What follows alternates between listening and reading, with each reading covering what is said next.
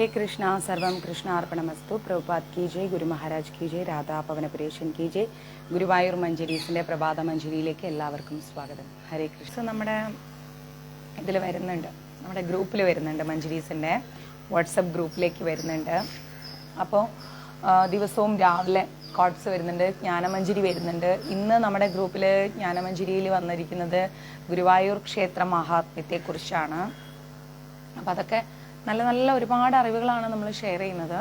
Maximum നമ്മുടെ class share ചെയ്യുക. Guruvayur Manjaris contact number 9342494941 93 42 49 41. എന്തെങ്കിലും ഉണ്ടെങ്കിൽ നിങ്ങളതിൽ മെസ്സേജ് അയച്ചിട്ടുള്ളൂ. കുറച്ച് മെസ്സേജ് ആയിട്ട് ഞാൻ നോക്കാം. മെസ്സേജ് നോക്കിയില്ല എന്ന് പറഞ്ഞ് ബഹളം കൂട്ടരുത്. കാരണം എന്ന് വെച്ച് കഴിഞ്ഞാൽ കുറേ മെസ്സേജ് വരുന്നുണ്ട്, ഇഷ്ടം പോലെ മെസ്സേജ് വരുന്നുണ്ട്. അപ്പോൾ കുറച്ചായിട്ട് നോക്കി വരുമ്പോൾ നിങ്ങളുടെ മെസ്സേജിന് റിപ്ലൈ കിട്ടും. പിന്നെ എന്തെങ്കിലുമൊക്കെ പറയാനൊക്കെ ഉണ്ടെങ്കിൽ വിളിക്കേണ്ട ദിവസം എല്ലാവർക്കും അറിയാലോ, വ്യാഴാഴ്ചയാണ്. വ്യാഴാഴ്ച വിളിച്ചാൽ മതി. വ്യാഴാഴ്ച രാവിലെ ഒരു 10 മുതൽ 6 വരെ വിളിക്കാം. പിന്നെ ഈ ഞായറാഴ്ച മുതൽ, നേരത്തെ എഴുന്നേറ്റുകൊണ്ടാട്ടോ ഉറക്കം വരുന്നത്, ക്ഷമിക്കണം. ഈ ഞായറാഴ്ച മുതൽ ഗുരുകുലം ക്ലാസ് സ്റ്റാർട്ട് ചെയ്യാണ്. രാവിലെ 10 മണിക്കാണ് ഗുരുകുലം ക്ലാസ്. കുട്ടികളെ നോട്ട്ബുക്ക് മെയിൻറ്റെയിൻ ചെയ്യണം. 3 ക്ലാസ്സിൽ തുടർച്ചയായിട്ട് വരാത്ത കുട്ടീനെ ഒരു എക്സ്ക്യൂസും വെക്കില്ല, ഗ്രൂപ്പിൽ നിന്ന് റിമൂവ് ചെയ്യും. ഗുരുകുലം ക്ലാസ് തീർച്ചയായിട്ടും ഫ്രീ ആണ്, കംപ്ലീറ്റ് ഫ്രീ ആണ്. നമ്മൾ 1 രൂപ പോലും കുട്ടികളുടെ അടുത്ത് നിന്ന് കളക്ട് ചെയ്യാതെയാണ് ഗുരുകുലം ക്ലാസ് എടുക്കുന്നത്. ആ ക്ലാസ്സിൽ കുട്ടികൾക്ക് വ്യക്തിത്വ വികസനം, അവർക്ക് നമ്മുടെ ഹൈന്ദവ കാര്യങ്ങൾ, പേഴ്സണൽ കാര്യങ്ങൾ, ഇതെല്ലാം പറഞ്ഞു കൊടുക്കുന്നതായിരിക്കും ഗുരുകുലം ക്ലാസ്സിൽ. ഓക്കെ. പിന്നെ ഗുരുകുലം ഗ്രൂപ്പിലുള്ള കുട്ടികൾക്ക് കർണാട്ടിക് മ്യൂസിക് പഠിക്കണമെങ്കിൽ അതിനുള്ള സൗകര്യമുണ്ട്, അത് ഫീസ് ഉള്ളതായിരിക്കും. ഓക്കെ. ഗുരുകുലം ക്ലാസ്സിൽ ആ കുട്ടികൾക്ക് കർണാട്ടിക് മ്യൂസിക് പഠിക്കണമെങ്കിൽ അത് ഫീസ് ഉണ്ട്. കാരണം അത് പഠിപ്പിക്കുന്ന ടീച്ചർക്ക് ശമ്പളം കൊടുക്കണമല്ലോ. അപ്പോൾ അത് ടീച്ചറിനെ നേരിട്ട് കോണ്ടാക്ട് ചെയ്തിട്ട് പഠിക്കേണ്ടതാണ്.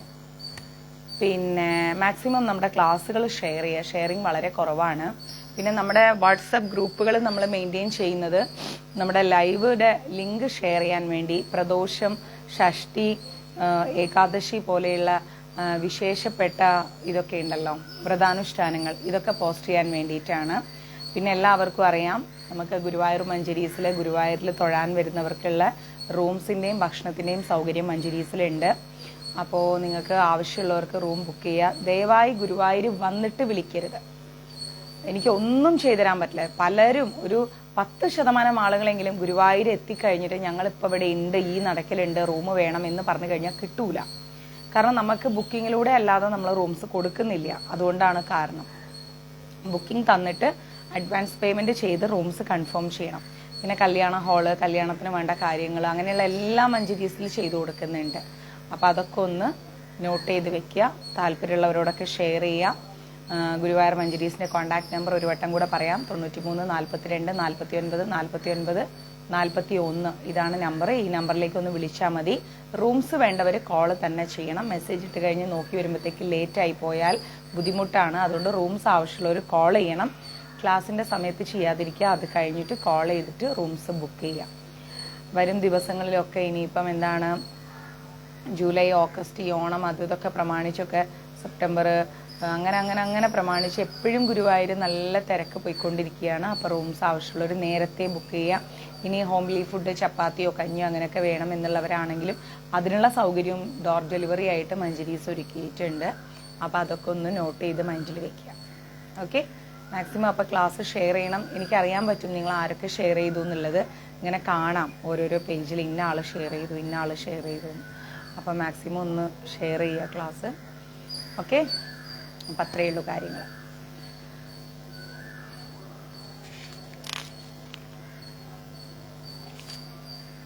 മഞ്ജരീസിൻ്റെ ഗ്രൂപ്പിൽ ആഡ് ആവാൻ താല്പര്യമുള്ളവർ മഞ്ജരീസിൻ്റെ വാട്സപ്പ് നമ്പറിലേക്ക് ഒരു മെസ്സേജ് തരിക. പിന്നെ മറ്റെന്തെങ്കിലും വിശേഷങ്ങളുണ്ടോ?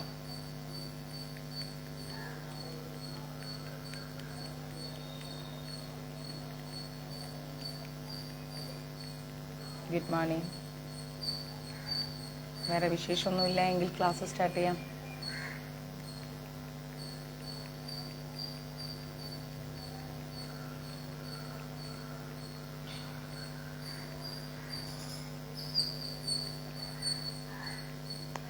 ഓക്കെ. അപ്പോൾ നമ്മുടെ ഗീതാ പഠന ക്ലാസ്സാണ്. എല്ലാവർക്കും അറിയാം, അധ്യായം 5 കർമ്മയോഗം എന്ന് പറയുന്ന സെഷനാണ് നമ്മൾ എടുത്തുകൊണ്ടിരിക്കുന്നത് അല്ലേ. അധ്യായം 5 കർമ്മയോഗം എന്താണ്? കൃഷ്ണാവബോധത്തിൽ ഉള്ള പ്രവർത്തനം. യെസ്, കൃഷ്ണാവബോധത്തിലുള്ള പ്രവർത്തനത്തെ കുറിച്ചാണ് നമ്മൾ പഠിക്കുന്നത്. നമ്മുടെ ജീവിതം എപ്പോഴും കൃഷ്ണാവബോധത്തിലൂടെ ആയിരിക്കണം. സുഖമായിരിക്കുന്നു. അപ്പം നമ്മൾ എങ്ങനെയാണ് ജീവിക്കേണ്ടതെന്ന് ഓർത്തു കഴിഞ്ഞാൽ ആസ് യൂഷ്വൽ നോർമൽ ഒരു പേഴ്സൺ എങ്ങനെ ജീവിക്കുന്നു അതുപോലെ ജീവിക്കാം. ഒരു വ്യത്യസ്തമായ ജീവിതമൊന്നും നമ്മൾ മെയിൻറ്റെയിൻ ചെയ്യേണ്ട, അതിൽ കാര്യമില്ല. ഒരിക്കലും ഭക്തി എന്ന് പറയുന്നത് ഒരു ഷോ ഓഫായി മാറരുത്. ഷോ കാണിക്കാനുള്ള ഒരു കാര്യമല്ല ഭക്തി എന്ന് പറയുന്നത്. കാരണം എന്താണ്? ഞാൻ നല്ല ഭക്തയാണ്, ഞാൻ നല്ല ഭക്തനാണ് എന്നൊന്നും കാണിക്കേണ്ട ഒരു ആവശ്യവും ഇല്ല, ഒരു കാര്യവും ഇല്ല. നമ്മൾ നമ്മളായിട്ട് ജീവിക്കുക. ഭക്തി എന്ന് പറയുന്നത് ഹൃദയത്തിലാണ്. ആ ഹൃദയത്തിൽ ഭക്തിയുള്ളവർ ഒരിക്കലും തെറ്റായ വഴികളിലൂടെ പോവില്ല.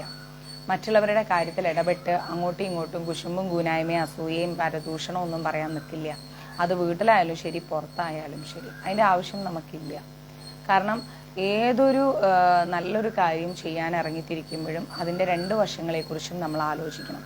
ഏതൊരു ചീത്ത കാര്യം ചെയ്യാൻ ഇറങ്ങിത്തിരിക്കുമ്പോഴും അതിൻ്റെ പിന്നിലുണ്ടാവുന്ന പ്രശ്നങ്ങൾ, മുന്നിലുണ്ടാവുന്ന പ്രശ്നങ്ങൾ എല്ലാം ഒന്ന് ആലോചിച്ച് വ്യക്തമായ നിലപാടിൽ മുന്നോട്ട് പോവാം. നമുക്കൊരിക്കലും ഒന്ന് ഇവിടെ തന്നെ തിരിച്ചു കൊണ്ടുവരണേ. നമുക്കൊരിക്കലും ഒരാളുടെയും അഭിപ്രായത്തിലൊന്നും നമ്മൾ ജീവിക്കേണ്ട കാര്യമില്ല. നമുക്ക് നമ്മുടേതായ അഭിപ്രായമുണ്ട്, സ്വന്തമായ വ്യക്തിത്വമുണ്ട് അല്ലേ. അത് മറ്റൊരാൾക്ക് മുമ്പിൽ നമ്മൾ അടിയറവ് പറയണ്ട. ഈശ്വരനെ ഭജിക്കുക, പ്രാർത്ഥിക്കുക, നല്ല നല്ല തീരുമാനങ്ങളിലൂടെ നമുക്ക് ശരിയെന്ന് തോന്നുന്ന നല്ല കാര്യങ്ങളിലൂടെ നമ്മൾ മുന്നോട്ട് പോവാം. മറ്റുള്ളവരെന്ത് കരുതും, ഇവരെന്ത് കരുതും, അല്ലെങ്കിൽ ഞാൻ നല്ല ഭക്തയാണ്, ഞാൻ നല്ല ഭക്തനാണ് എന്ന് കാണിക്കാനുള്ള ഒരു പ്ലാറ്റ്ഫോമായിട്ട് ഒരിക്കലും കൃഷ്ണാവബോധത്തെ എടുക്കരുത്. കൃഷ്ണാവബോധത്തെ എടുക്കരുത്. മനസ്സിലായില്ലേ? നമുക്ക് നമ്മുടേതായ ശരികളുണ്ട്. അപ്പോൾ അതൊന്ന് മൈൻഡിൽ വെക്കാം. വൈഷ്ണവ തിലകം എന്ന് പറയുന്നത് വളരെ ഉയർന്ന ഒരു കാര്യമാണ്. പക്ഷേ ഇന്നത്തെ സാഹചര്യത്തിൽ പല ഓഫീസുകളിലും സ്കൂളുകളിലൊന്നും നമുക്കത് അനുവദനീയമല്ല. അതുകൊണ്ട് തന്നെ നമ്മൾ ഭക്തരല്ല എന്നൊന്നും പറയാൻ പറ്റില്ല. പലർക്ക് കണ്ടിമാല, ഇപ്പം ഞാൻ ഷൂട്ടിന് പോവുകയാണെങ്കിൽ എനിക്ക് നിർബന്ധമായിട്ടും കണ്ടിമാല ഊരി വെക്കണം. അതിട്ടുകൊണ്ട് എനിക്കൊരിക്കലും വർക്ക് ചെയ്യാൻ കഴിയില്ല. ഇതെല്ലാം ബാഹ്യ ശരീരത്തിൽ നമ്മൾ ഉപയോഗിക്കുന്ന വസ്തുക്കളാണ്, സിമ്പിൾസാണ്. നമ്മുടെ ഹൃദയം പരിശുദ്ധമല്ല എങ്കിൽ എത്രത്തോളം നമ്മൾ ഇതെല്ലാം വലിച്ചുവാരി കയറ്റിയിട്ടും ഒരു പ്രയോജനമില്ല. കണ്ടിമാലയും തൊട്ട് ഗോപീചന്ദനവും തൊട്ട് നമ്മുടെ ഹൃദയത്തിൽ കുശുമ്പും കുനായ്മയായിട്ട് ജീവിക്കുകയാണെങ്കിൽ പിന്നെ എന്തർത്ഥമുള്ളത്? ഒരർത്ഥവുമില്ല. അപ്പം അതൊക്കെ ഒന്ന് പ്രത്യേകം ശ്രദ്ധിക്കണം, വളരെയധികം ശ്രദ്ധിക്കണം. ഓക്കെ, ഹൃദയ പരിശുദ്ധി വളരെ അത്യാവശ്യമാണ്. ഹൃദയത്തിൽ കൃഷ്ണനുണ്ടെങ്കിലേ കൃഷ്ണാവബോധത്തിലൂടെ നമുക്ക് ജീവിക്കാൻ സാധിക്കും. ഹൃദയത്തിൽ കൃഷ്ണനുള്ളൊരു വ്യക്തി സാത്വിക മനോഭാവമുള്ളൊരു വ്യക്തിയായിരിക്കും. ക്ലിയർ? ഇനി നമ്മൾ 8ാമത്തെ ശ്ലോകമാണ് എടുക്കാൻ പോകുന്നത്. നൈവ കിഞ്ചിത് കരോമീധി യുക്തോ മന്യേത തത്വവിത് പശ്യൻ ശൃണൻ സ്പൃശൻ ചിക്രഘ്നൻ ഗച്ഛൻ സ്വഭൻ ശ്വസൻ. അതിൻ്റെ കൂടെ തന്നെ 9ാമത്തെ ശ്ലോകവും കൂടെ വരുന്നുണ്ട്. പ്രലപൻ വിസൃജൻ ഗൃഹന്മിഷൻ നിമിഷന്നഭി ഇന്ദ്രിയാണീന്ദ്രിയാർത്ഥേഷു വർദ്ധതന്ത ഇതി ധാരയൻ എന്ന് പറഞ്ഞു കഴിഞ്ഞാൽ ദിവ്യാവബോധമുള്ളൊരു വ്യക്തി. ദിവ്യാവബോധം എന്ന് പറയുന്നത് എന്താണ്? ദിവ്യമായത് കൃഷ്ണനാണ്. കൃഷ്ണനാണ് ദിവ്യമായിരിക്കുന്നത്. അപ്പോൾ ആ ദിവ്യമായിരിക്കുന്ന അവബോധം, ചിന്തകളോടുകൂടി ജീവിക്കുന്ന ഒരു വ്യക്തി ദർശനം, ശ്രവണം, സ്പർശനം, ഘ്രാണം, അശനം, ഗമനം, നിദ്ര, ശ്വാസോച്ഛ്വാസം തുടങ്ങി എന്ത് ചെയ്യുമ്പോഴും വാസ്തവത്തിൽ ഒന്നും ചെയ്യില്ലെന്ന് അയാൾക്കറിയാം. അതായത് കൃഷ്ണനെ ഹൃദയത്തിൽ പൂർണ്ണമായി ഉൾക്കൊണ്ട ഒരു വ്യക്തി ശ്വസിക്കുകയാണെങ്കിൽ പോലും ആ വ്യക്തിക്ക് അറിയാം ഇതൊന്നും എൻ്റെ കഴിവല്ല, ഇതൊന്നും എൻ്റെ കഴിവല്ല എന്ന് ആ വ്യക്തിക്കറിയാം. അതാണ് പറയുന്നത്, പ്രലഭൻ വിസൃജൻ ഗൃഹണ്ണാനുർമിഷൻ നിമിഷൻ നബി ഇന്ദ്രിയാണീന്ദ്രിയാർത്ഥേഷു വർദ്ധന്താ ഇതി ധാരയൻ. ആ വ്യക്തിക്ക് വ്യക്തമായിട്ടറിയാം ഇതൊന്നും എൻ്റെ കഴിവല്ല. നമ്മൾ വായിക്ക് പറയലെന്താ? ഞാൻ ചെയ്തത്, എനിക്കുള്ളത്, എൻ്റേത്. ഈ ചിന്തയാണ് നമുക്കെല്ലാവർക്കും. ഈ ചിന്ത വേണ്ട എന്താണ് ഇവിടെ പറയുന്നത്? നമ്മുടെ ശ്വാസം പോലും ആര് കാരണമാണ് നടക്കുന്നത്? ശ്വാസോച്ഛ്വാസം പോലും നടക്കുന്നത് ഭഗവാൻ കൃഷ്ണന്റെ കാരുണ്യമാണ്. ഇല്ലെങ്കിൽ നമുക്ക് അതും നിന്ന് പോകും. അത് നിന്ന് പോയി കഴിഞ്ഞാൽ നമുക്ക് എന്തെങ്കിലും ചെയ്യാൻ പറ്റുമോ? ഒന്നും ചെയ്യാൻ പറ്റില്ല. അപ്പം ആ ഒരു പ്രക്രിയ പോലും നമ്മുടെ ശരീരത്തിൽ നടക്കുന്നത് ഉറക്കം. നമ്മൾ പറയും ഞാൻ ഉറങ്ങിപ്പോയി, ഞാൻ ഉറങ്ങി. ആ ഞാൻ എന്ന് പറയുന്ന വ്യക്തി ആരാണ്? നമ്മളാണ്. മനസ്സിലായില്ലേ? നമുക്ക് ഉറക്കം വരുന്നതും നമ്മൾ ഉറങ്ങിപ്പോകുന്നതും ഉറക്കം വരാതെ കിടക്കുന്നതും എല്ലാം ഭഗവാന്റെ തീരുമാനങ്ങളാണ്. നമ്മൾ വിചാരിക്കും നമ്മളെ കൊണ്ടാണ് എല്ലാം സാധ്യമാവുന്നത്, നമ്മൾ വലിയ സംഭവ ബഹുലമായ ആൾക്കാരാണ്, നമ്മൾ വിചാരിച്ചാൽ എന്തും നടക്കും, കുറെ പണം ഉള്ളതുകൊണ്ട് ലൈഫ് സെറ്റിലായി, പേരും പ്രശസ്തിയും അവാർഡും കിട്ടുമ്പോഴേക്ക് ലൈഫ് സെറ്റിലായി, സൗന്ദര്യം ഉണ്ടെങ്കിൽ ലൈഫിൽ വലിയ സ്ഥാനത്തായി. ഇതിലൊന്നും ഒരു കാര്യവുമില്ല. ഹൃദയത്തിൽ കൃഷ്ണനുണ്ടോ ആ വ്യക്തിക്ക് ഒന്നും ആവശ്യമില്ല. മുൻപന്തിയിൽ ഭഗവാൻ അവനെ കൊണ്ടുപോയി നിർത്തും. മനസ്സിലാവുന്നില്ല? ഏറ്റവും ടോപ്പസ്റ്റ് ലെവലിൽ ഭഗവാൻ കൊണ്ടുപോയി നിർത്തും.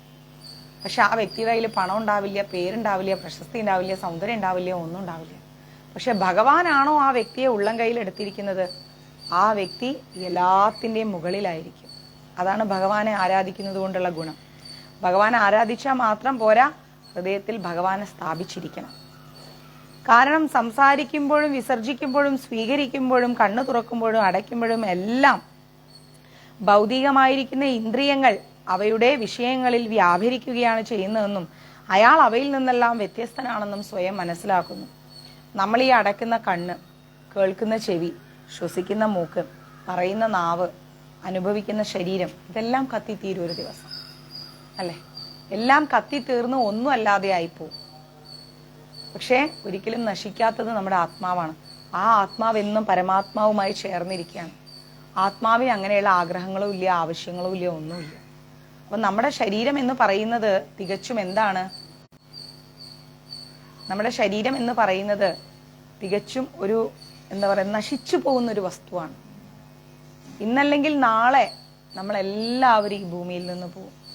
ഒരു 100 വർഷം കഴിഞ്ഞാൽ നമ്മൾ ആരും ഈ ഭൂമിയിൽ ഉണ്ടാവില്ല. ഒരാളും ഉണ്ടാവില്ല, ഒരിക്കലും ഉണ്ടാവില്ല. ആ ചെറിയ സമയത്തിന്റെ ഉള്ളിൽ നമ്മൾ കിടന്ന് ബഹളം കൂട്ടുകയാണ്, ധൃതിപ്പെടുകയാണ്. എന്തിനു വേണ്ടി? നമ്മുടെ നാളേക്കുള്ള ഒരു ദിവസത്തേക്കെന്ന് പറഞ്ഞ് നമ്മളെല്ലാം ചേർത്ത് വെക്കുന്നു. ആ നാളെ നമ്മളുണ്ടാവോ, നമ്മുടെ മക്കളുണ്ടാവോ എന്നൊന്നും നമുക്ക് അറിഞ്ഞൂടാ, അല്ലെ? അപ്പൊ അത്രയെങ്കിലും ചിന്തിക്കുക, അത്രയെങ്കിലും മിനിമം നമ്മൾ ആലോചിക്കുക. ആർക്ക് വേണ്ടി നമ്മൾ ഓടുന്നു, എന്തിനു വേണ്ടി ഓടുന്നു, അതിലെന്താണ് നേട്ടം, എന്താണ് നഷ്ടം? ഈ ഓട്ടത്തിനിടയിൽ ഞാൻ കൃഷ്ണനെ തിരിച്ചറിയുന്നുണ്ടോ? ഭഗവാനെ ഞാൻ അറിയുന്നുണ്ടോ? ഭഗവാൻ എന്നെ കാണുന്നുണ്ടോ? ഞാൻ ചെയ്യുന്ന ഓരോ പ്രവൃത്തി കൊണ്ടും മറ്റൊരാൾക്ക് എന്തെങ്കിലും ഒരു നന്മയുണ്ടോ, സന്തോഷമുണ്ടോ? ഞാൻ കാരണം ഒരാൾ വേദനിച്ചോ? ഞാൻ ആരെയെങ്കിലും കുറിച്ച് പറയുമ്പോൾ അത് കൃഷ്ണൻ അറിയുന്നില്ലേ? 24 മണിക്കൂറും ഹരേ കൃഷ്ണ മഹാമന്ത്രം ജപിച്ചിട്ട് മറ്റുള്ളവരെ കുറിച്ച് സംസാരിക്കാൻ വേണ്ടി ചെന്നു കഴിഞ്ഞാൽ ഇത് ഭഗവാൻ കാണുന്നില്ല എന്ന് കരുതുന്നുണ്ടോ? ധർമ്മം നിലനിർത്തുന്നത് ഭഗവാനാണ്, നമ്മളല്ല, അല്ലേ? ആ ഒരു ഫോൺ എടുത്ത് നമ്മൾ ഒരാളെ കുറിച്ച്, ഇപ്പൊ നമ്മുടെ അമ്മായിയമ്മയെ കുറിച്ചും അമ്മായിയപ്പനെ കുറിച്ചൊക്കെ കുറ്റം പറയാൻ വേണ്ടി ആ ഫോൺ എടുത്ത് ചെവിയിൽ വെക്കുമ്പോൾ ആ ഫോണിൽ സംസാരിച്ച് തീരുന്നത് വരെ നമ്മൾ ജീവനോടെ ഉണ്ടോന്ന് പോലും നമുക്ക് പറയാൻ പറ്റില്ല. ഇത് കൃഷ്ണൻ കാണാതിരിക്കുന്നുണ്ടോ? കാണുന്നുണ്ട്. ഉടനടി അതിനുള്ള ഒരു ശിക്ഷ നമുക്ക് ലഭിച്ചില്ലെങ്കിലും വൈകാതെ നമുക്ക് ലഭിക്കും. കാരണം നമുക്ക് അതിനുള്ള അനുമതി ഇല്ല. നമുക്ക് ആരെ കുറിച്ച് പറയാനുള്ള അനുമതിയില്ല. നമുക്ക് നമ്മളെ കാര്യം മാത്രം. നമ്മുടെ ഭാഗത്ത് ഒരുപാട് മിസ്റ്റേക്കുകൾ ഉണ്ട്. അത് തിരുത്താനുള്ളൊരു സമയമാണ് നമ്മുടെ ഈ ജീവിത കാലയളവ്. അതുകൊണ്ടാണ് പറയുന്നത് ആ കർമ്മം അനുഭവിക്കാനാണ് നമ്മളിവിടെ വന്നിരിക്കുന്നത്, അല്ലെ? ആ കർമ്മ ദുരിതങ്ങൾ മാറ്റാനാണ് വന്നിരിക്കുന്നത്. എന്നിട്ട് വീണ്ടും കർമ്മങ്ങൾ ചെയ്ത് കൂട്ടിക്കഴിഞ്ഞാൽ എങ്ങനെയാണ് ജീവിതത്തിൽ മേൽഗതി ഉണ്ടാവുന്നത്?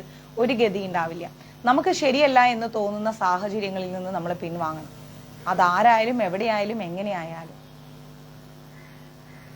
അങ്ങനെയാണ് നമ്മൾ ചിന്തിക്കേണ്ടത്.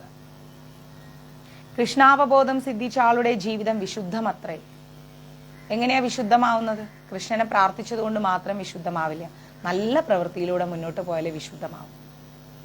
നമ്മള് കുറച്ച് പാല്, ആ ഒരു പാലെടുത്തിട്ട് നമ്മള് എന്താ പറയാ, എല്ലാം പോട്ടെ, പാലിനെ വിട്, ഏറ്റവും പരിശുദ്ധമായിരിക്കുന്ന നല്ല രുചികരമായിരിക്കുന്ന ഭക്ഷണം അത് റോഡ് സൈഡിൽ ചെളിയും എന്താ പറയാ പട്ടിയും പൂച്ചയൊക്കെ കിടക്കുന്ന സ്ഥലത്ത് കൊണ്ടുപോയി വെച്ചാൽ എത്ര രുചിയുള്ള ഭക്ഷണമായാലും നമുക്കൊരു അറപ്പ് തോന്നും അല്ലെ? വൃത്തിയില്ലാത്ത സാഹചര്യത്തിൽ ആ ഭക്ഷണം കൊണ്ടുപോയി വെച്ചു കഴിഞ്ഞാൽ അത് എത്ര നല്ല ഭക്ഷണമായാലും ശരി, അമൃതമായാലും ശരി, നമുക്കത് കഴിക്കാൻ തോന്നില്ല. അതിന്റെ തൊട്ടടുത്ത് മലവിസർജനമൊക്കെ നടക്കുന്നുണ്ടെങ്കിൽ നമ്മൾ ഒരിക്കലും കഴിക്കില്ല, തൊടാൻ പോലും നമുക്ക് തോന്നില്ല, അറപ്പ് തോന്നും. അപ്പൊ ആ സാഹചര്യമാണ് അവിടെ പ്രശ്നം, അല്ലാതെ ആ ഭക്ഷണമല്ല പ്രശ്നം. അതേസമയം നമ്മൾ ആ ഭക്ഷണം നല്ലൊരു സ്ഥലത്ത്, നല്ല വൃത്തിയുള്ള ഒരു സ്ഥലത്ത്, ഒരു വീട്ടില് അടച്ചു വെച്ചൊരു പാത്രത്തിന്റെ അകത്താണ് നമ്മൾ വെക്കുന്നതെങ്കിൽ ആ രുചി നമ്മൾ അങ്ങ് ആസ്വദിച്ച് കഴിക്കും.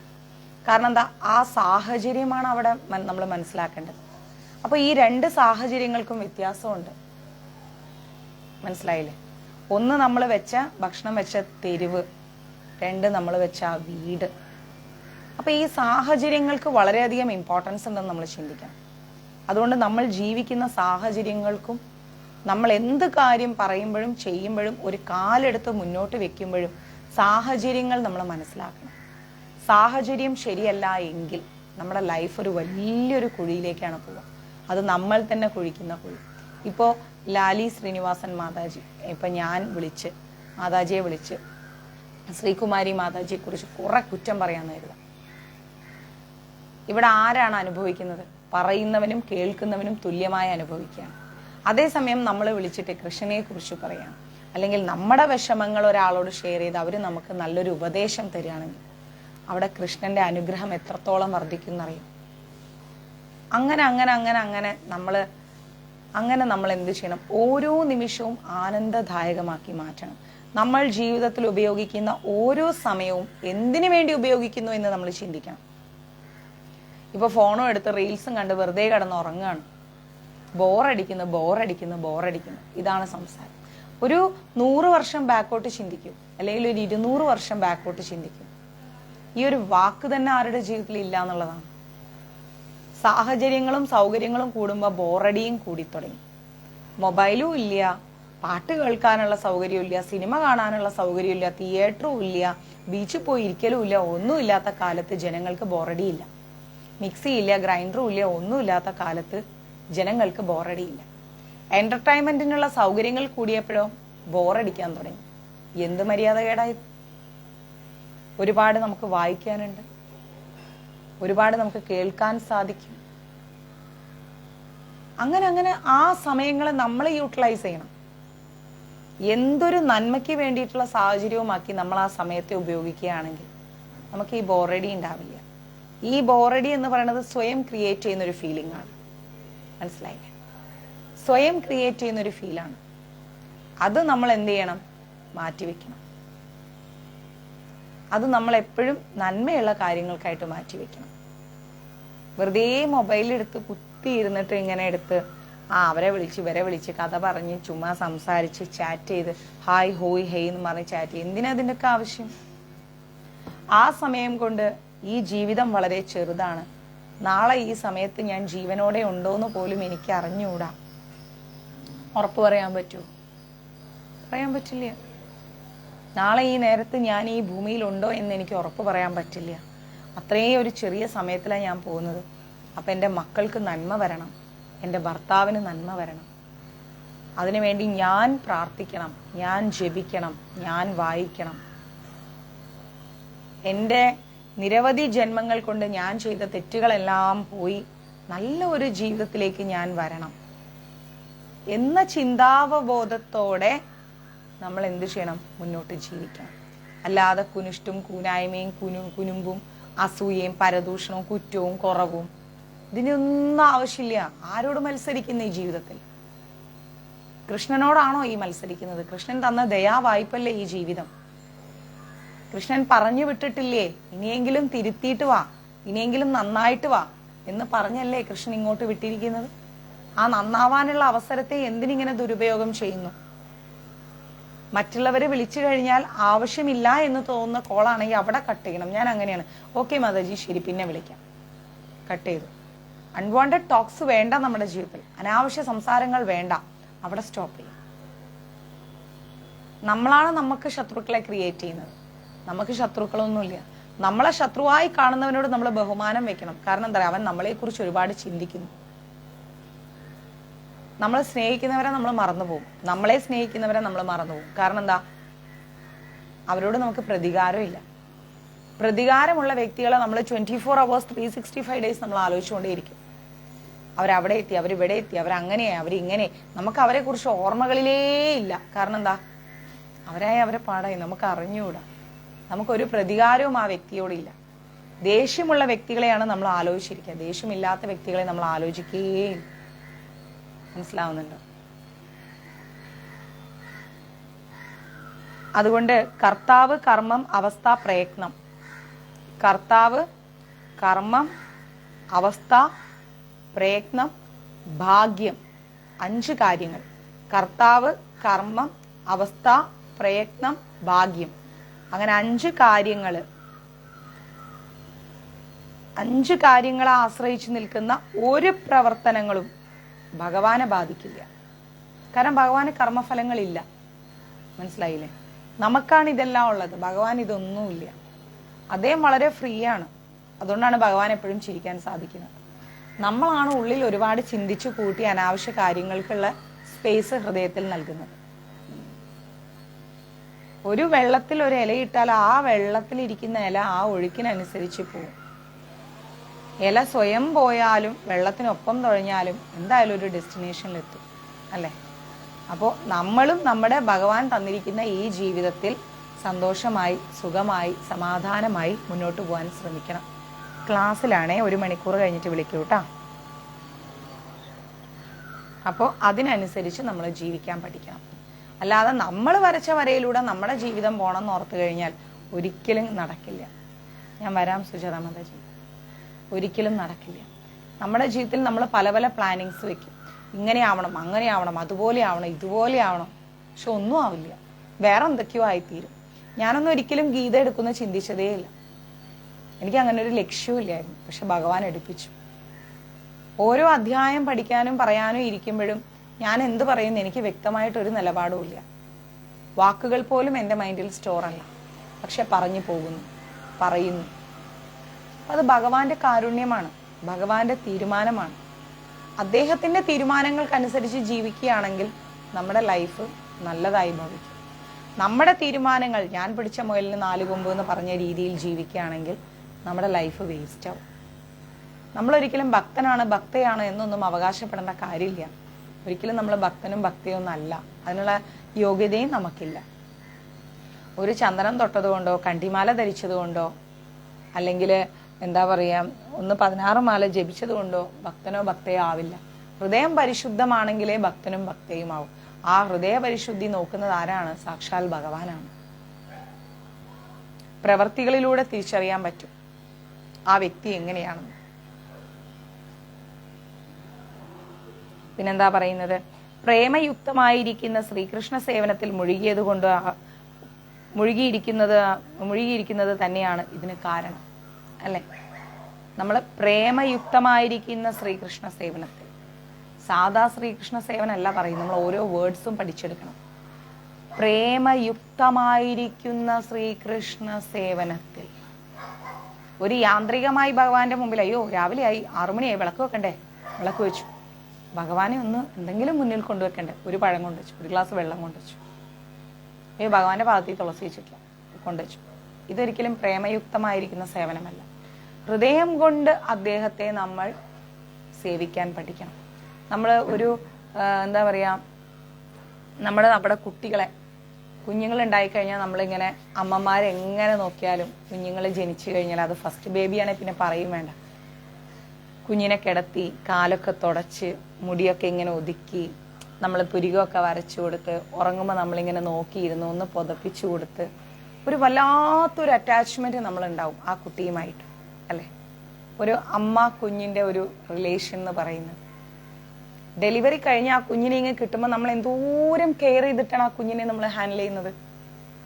ചിന്തിച്ചു നോക്കൂ. അപ്പൊ അതേപോലെ അതേ രീതിയിൽ നമ്മൾ ഒന്നും പ്രതീക്ഷിക്കുന്നില്ല ആ കുഞ്ഞിൽ നിന്ന്. അപ്പോ ഞാനിപ്പോ ഈ ന്യൂ ബോൺ ബേബി എങ്ങനെ ട്രീറ്റ് ചെയ്താൽ നാളത്തെ ദിവസം ആ ന്യൂ ബോൺ ബേബി നമ്മൾ ഇങ്ങനെ ഒന്നും നമ്മൾ പ്രതീക്ഷിക്കുന്നില്ല. പക്ഷെ ഒരു ഭയങ്കരമായ കെയറിങ് നമ്മൾ ആ കുഞ്ഞിന് കൊടുക്കുന്നു. അപ്പൊ അത് ഒരു പ്രേമമാണ്. അതിനേക്കാൾ മുകളിലായിരിക്കണം നമ്മൾ ഭഗവാന് കൊടുക്കുന്ന പ്രേമം എന്ന് പറയുന്നത്.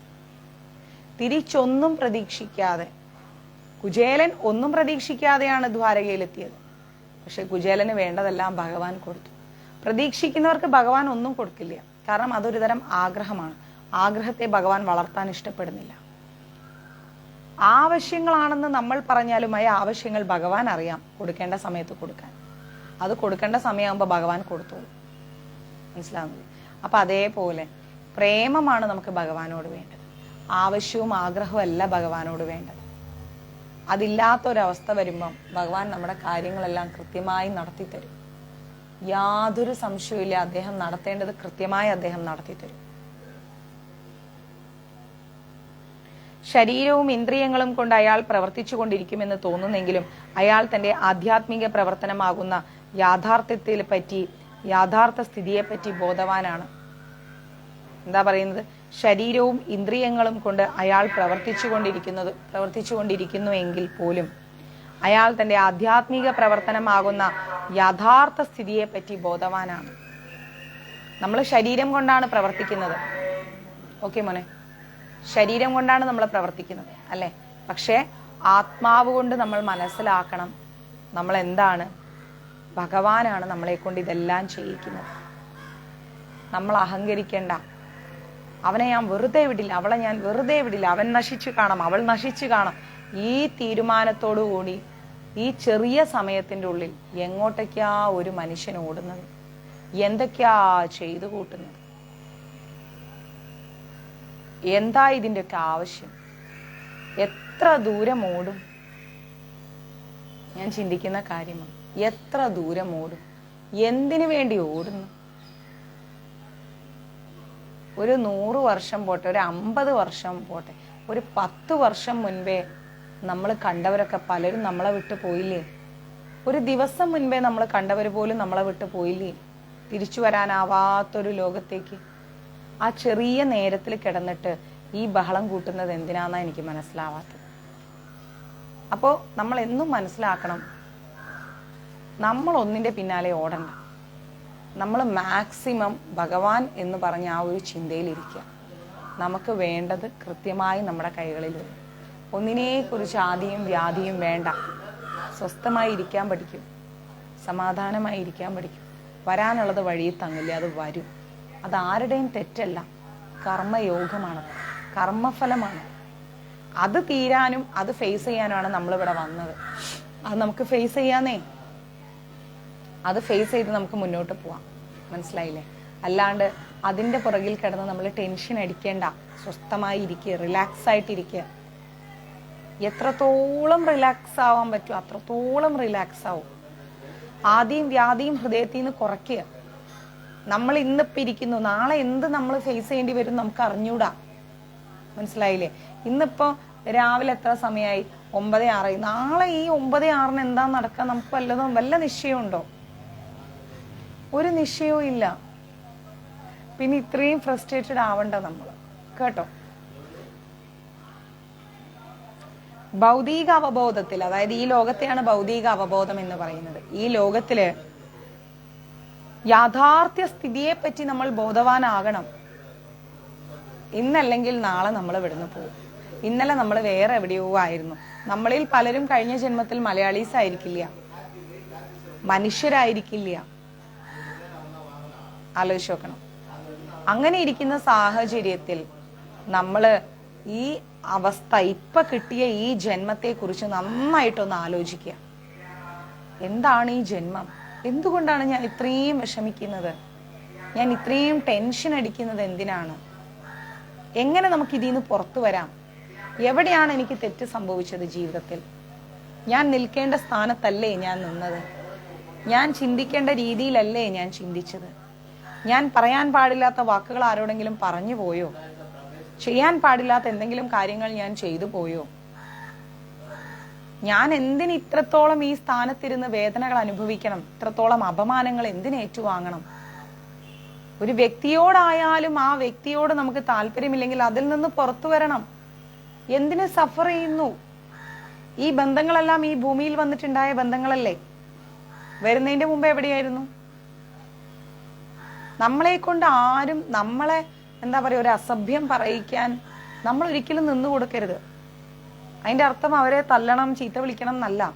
ആ സാഹചര്യത്തെ നമ്മൾ ഒഴിവാക്കണം. നമ്മൾ നിൽക്കേണ്ട സ്ഥാനത്ത് നമ്മൾ നിൽക്കുകയാണെങ്കിൽ ഒരാളും നമ്മളെ ചോദ്യം ചെയ്യില്ല. ഒരാളും ചോദ്യം ചെയ്യില്ല. ബഹുമാനം എന്ന് പറയുന്നത് കൊടുത്താൽ കിട്ടുന്നത് മാത്രമല്ല, കൊടുക്കാഞ്ഞാലും കിട്ടും. നിശബ്ദതയിലൂടെ. ജീവിതത്തിലെ ഏറ്റവും നല്ല കാര്യം എന്ന് പറയുന്നത് നിശബ്ദതയാണ്. പറയേണ്ടവരെന്തും ആരും പറയട്ടെ. എത്രത്തോളം നിശബ്ദത കൈവരിക്കുന്നു അത്രത്തോളം നമുക്ക് ഉയർച്ചയുണ്ടാവും. അത്രത്തോളം കൃഷ്ണൻ നമ്മളോട് അടുത്തടുത്ത് വരും. ശിശുപാലൻ 100 പ്രാവശ്യം ഭഗവാനെ തള്ളി പറഞ്ഞപ്പോഴും ഭഗവാൻ നിശബ്ദത കൈവരിച്ചാൽ നിന്നത് അല്ലെ? അദ്ദേഹത്തിന് സാധിക്കാഞ്ഞിട്ടാണ്.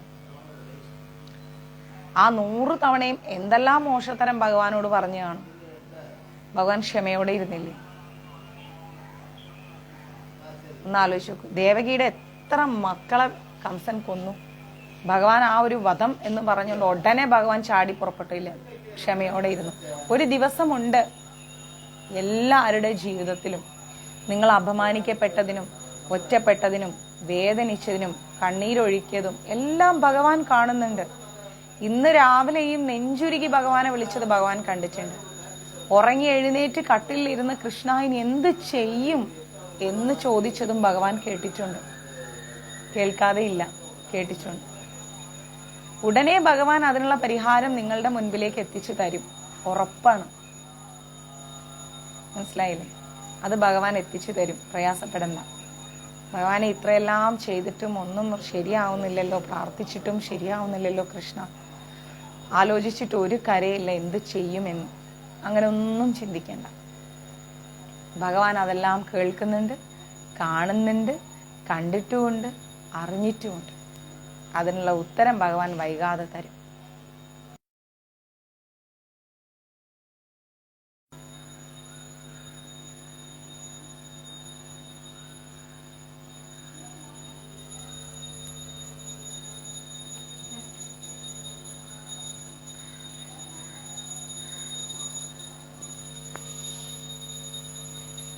കൃഷ്ണാവബോധത്തിലാകട്ടെ അവ കൃഷ്ണന്റെ ഇന്ദ്രിയ പ്രീണത്തിലാണ് മുഴുകിയിരിക്കുന്നത്. ഇന്ദ്രിയ പ്രവർത്തനങ്ങളിൽ ഏർപ്പെട്ടിരിക്കുന്നു എന്ന് തോന്നാമെങ്കിലും കൃഷ്ണാവബോധമുള്ള മനുഷ്യൻ എപ്പോഴും മുക്തനാണ്. അപ്പോൾ നന്നായി ഭഗവാനെ പ്രാർത്ഥിക്കുന്ന കൃഷ്ണാവബോധമുള്ള ഒരു വ്യക്തി എന്താ ചിന്തിക്കുക? ഒരാളെ കാണുമ്പോൾ നമ്മൾ വിചാരിക്കും, അവരെപ്പോഴും അവരുടേതായ ലോകത്ത് ഹാപ്പി ആയിട്ട് ജീവിക്കുന്നു. അല്ല, അവരുടെ ഉള്ളിൽ എന്നും കൃഷ്ണനാണ്.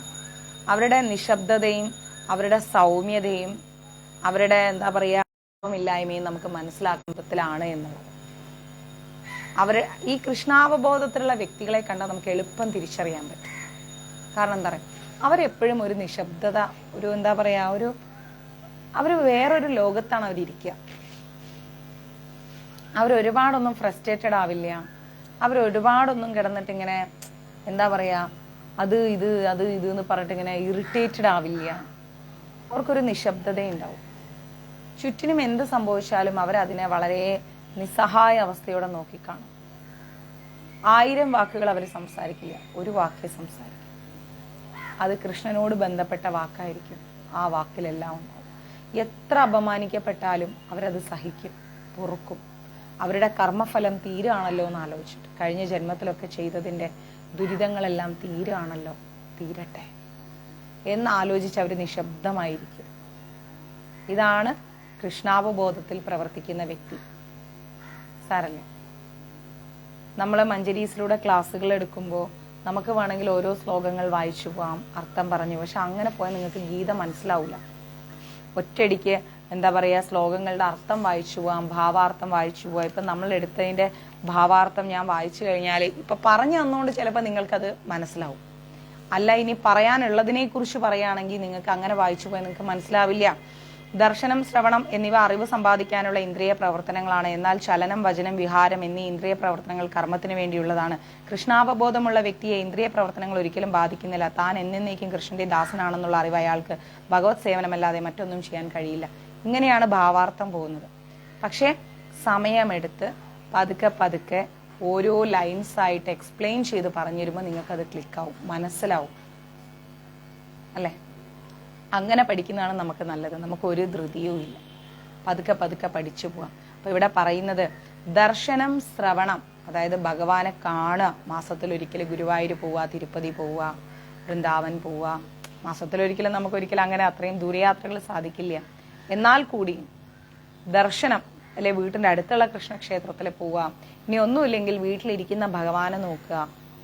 അങ്ങനെ ഭഗവാനെ കാണുന്ന അവസ്ഥ. ശ്രവണം, ദർശനം, ഇനി ശ്രവണത്തെ കുറിച്ചാണ് പറയുന്നത്. സത്സംഗങ്ങൾ വിടാതെ കേൾക്കണം.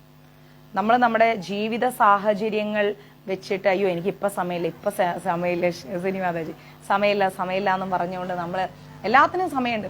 നാളെ രാവിലെ ഒരു കല്യാണമുണ്ട്, അപ്പൊ ആ കല്യാണത്തിന് പോകണമെന്ന് ഇനിയിപ്പോൾ ക്ലാസ് ഒന്നും കേൾക്കാൻ പറ്റില്ല. അപ്പൊ മാറ്റി വെക്കുന്നത് ഭഗവാനെയാണ്, എന്റർടൈൻമെന്റിനോടാണ്. പക്ഷെ കൃഷ്ണാപബോധത്തിൽ അടിയുറച്ച് നിൽക്കുന്ന വ്യക്തി എന്താ അറിയും, മറ്റെല്ലാത്തിനേക്കാളും മുകളിലാണ് സത്സംഗം. പിന്നീട് നമുക്ക് കേൾക്കാം, ഇല്ല എന്ന് പറയുന്നില്ല. ജോലി തിരക്കിലൊക്കെ പറ്റായികയൊക്കെ വരും. സത്സംഗം കഴിഞ്ഞിട്ട് ജോലിക്ക് പോകാൻ ഓർത്ത് കഴിഞ്ഞാൽ ഓഫീസിൽ കയറ്റൂല, അത് വേറെ കാര്യം. എങ്കിലും സത്സംഗങ്ങൾ മുടക്കാതിരിക്കുക. പെൻഡിങ് ആവുന്ന സത്സംഗങ്ങളൊക്കെ പിന്നീട് പെട്ടെന്ന് കേട്ട് തീർത്ത് അത് മനസ്സിലാക്കി ചിന്തിച്ച് ജീവിതത്തിൽ ഓരോ നിമിഷവും മാറ്റങ്ങൾ വരുത്തി മുന്നോട്ട് പോകുമ്പോൾ അതിനെയാണ് ശ്രവണം എന്ന് പറയുന്നത്. കേൾക്കുക. കേൾവിക്കൊരു ഭയങ്കര ഇമ്പോർട്ടൻ്റ് ആണ് കേൾവി എന്ന് പറയുന്നത്.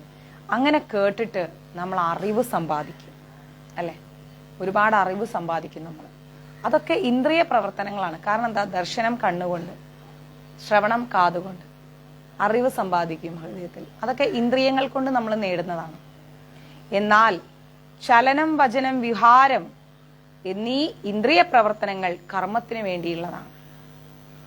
ചലനം, വചനം, വാക്കുകൾ, വിഹാരം, നമ്മളിങ്ങനെ ഭഗവാനെ കുറിച്ച് നമ്മൾ കാണാനും കേൾക്കാനും നമ്മൾ വിഹരിക്കുന്നതല്ല, നമ്മുടെ മനസ്സ്. നമ്മുടെ വിഹാരം എന്ന് ഉദ്ദേശിച്ചത് മനസ്സിനെയാണ്. മനസ്സിങ്ങനെ യാത്ര ചെയ്യാണ്. പക്ഷെ മിക്ക ആൾക്കാരുടെയും മനസ്സെങ്ങനെ യാത്ര ചെയ്യാം? ഇന്നലെ എന്തൊക്കെയായിരുന്നു, ഹോ എന്നാലും ഈ അമ്മായിയമ്മ ഇങ്ങനെ ആയിരുന്നല്ലോ, തൊട്ടപ്പുറത്ത് അവളുടെ ഒരു സ്വഭാവം നോക്കണേ, അവൾ ഈ രീതിയിലാണല്ലോ. ഇങ്ങനെ നമ്മുടെ മനസ്സ് ചിന്തിക്കും. നമ്മുടെ മനസ്സ് അങ്ങനെയല്ല ചിന്തിക്കേണ്ടത്. ഭഗവാനെ, ഇന്നലെ രാത്രി ഞാൻ മഹാഭാരതം കേട്ടു. എത്ര നല്ല മനോഹരമായിട്ടാണ് ഭീഷ്മ പിതാമഹൻ യുധിഷ്ഠിരന് കാര്യങ്ങൾ പറഞ്ഞു കൊടുക്കുന്നത്. വാള് എങ്ങനെയുണ്ടായി? അസുരന്മാരിങ്ങനെ ഒരുപാട് ദ്രോഹം ചെയ്തപ്പം ആ ദ്രോഹത്തെയൊക്കെ നശിപ്പിക്കാൻ ഉണ്ടായതാണ് വാള്. ആ വാള് അസു എന്ന് പറയുന്ന ഒരിതായിരുന്നു. അത് മഹാദേവനാണ് കൊടുത്തത്. രുദ്രൻ ആ വാളും കൊണ്ട് നടന്നു. പിന്നെ അത് വിഷ്ണുവിന് കൊടുത്തു. അങ്ങനെ നമ്മൾ കേട്ടതിനെ കുറിച്ചും അറിഞ്ഞതിനെയും കുറിച്ച് ഇങ്ങനെ ചിന്തിക്കാം. ആ ചിന്തകൾ നമ്മുടെ അറിവ് കൂട്ടും. മനസ്സിലായില്ലേ? ഞാൻ ഇന്ന് എത്ര തവണ ജപിച്ചു, എത്ര തവണ വായിച്ചു. വെറുതെ ഇരിക്കുക, ബോറടിക്കണ്ട, നമുക്ക് വായിക്കാം, ഭഗവാനെ കുറിച്ച് അറിയാം. നമ്മൾ ആർക്കും ഒരു ശല്യം ആവണ്ട. ആവശ്യമുള്ള കോൾസ് മാത്രം അറ്റൻഡ് ചെയ്യുക, അനാവശ്യ കോൾസ് മാറ്റി വയ്ക്കുക. നമുക്ക് വായിക്കാം എന്ന് നമ്മൾ മനസ്സുകൊണ്ട് ചിന്തിക്കണം. ഒരു ഫോൺ കംപ്ലൈന്റ് ആയാലും വൈഫൈ ഒന്ന് കട്ടായാലും ഫോണിലൊന്ന് ചാർജ് ഇല്ലെങ്കിൽ നമുക്ക് പിടിക്കുന്ന ഒരു ഭ്രാന്ത്, ഇറിറ്റേഷൻ ആവും നമുക്ക്. വൈഫൈ കട്ടായി, ഇലക്ട്രിസിറ്റി ഇല്ല, നമുക്ക് ഭയങ്കര ദേഷ്യം വരും, അല്ലേ? അതേസമയം ഇതൊന്നും ഒരു പ്രശ്നമല്ല. എനിക്ക് കുറച്ചും കൂടെ നാരായണീയം വായിച്ചു തീർക്കാനുണ്ട്, മഹാഭാരതം കഥ കുറച്ച് കേട്ട് തീർക്കാനുണ്ട്. ഈ ചിന്ത ആർക്കും വരില്ല. അപ്പൊ നമ്മുടെ മനസ്സ് വിഹരിക്കുന്നത് എന്തിനു വേണ്ടിയാണെന്ന് നമ്മൾ സ്വയം വിലയിരുത്തണം. അങ്ങനെ വിലയിരുത്തി അങ്ങനെ നമ്മൾ പ്രവർത്തിക്കുമ്പോൾ അതൊക്കെ എന്തിനു വേണ്ടിയാണ്? കർമ്മത്തിന് വേണ്ടിയുള്ളതാണ്. നല്ല കർമ്മം ചെയ്യാൻ വേണ്ടിയിട്ടുള്ളതാണ്, മോശം കർമ്മം ചെയ്യാനല്ല. കൃഷ്ണാവബോധമുള്ള വ്യക്തിയെ ഇന്ദ്രിയ പ്രവർത്തനങ്ങൾ ബാധിക്കുന്നില്ല. നമ്മൾ ഇന്ദ്രിയങ്ങൾ കൊണ്ട് എന്ത് പ്രവർത്തനം ചെയ്താലും കൃഷ്ണാവബോധമുള്ള ഒരു വ്യക്തിയാണെങ്കിൽ ആ വ്യക്തി ഒരിക്കലും ഇന്ദ്രിയം കൊണ്ടുള്ള പ്രവർത്തനങ്ങൾ ഒരിക്കലും ബാധിക്കില്ല. അത് നമ്മൾ മനസ്സിലാക്കുക.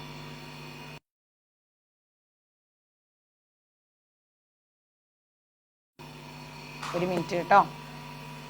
താൻ എന്നേക്കും കൃഷ്ണന്റെ ദാസനാണെന്നുള്ള അറിവ്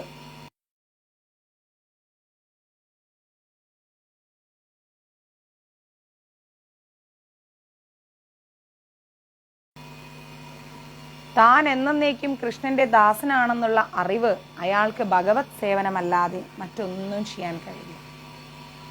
നമ്മൾ ആരാണ്? ഇന്ന ആളുടെ മകളാണ്, ഇന്ന ആളുടെ ഭാര്യയാണ്, ഇന്ന ആളുടെ സുഹൃത്താണ്, ഇന്ന ആളുടെ അമ്മയാണ്, ഇന്ന ആളുടെ അച്ഛനാണ്.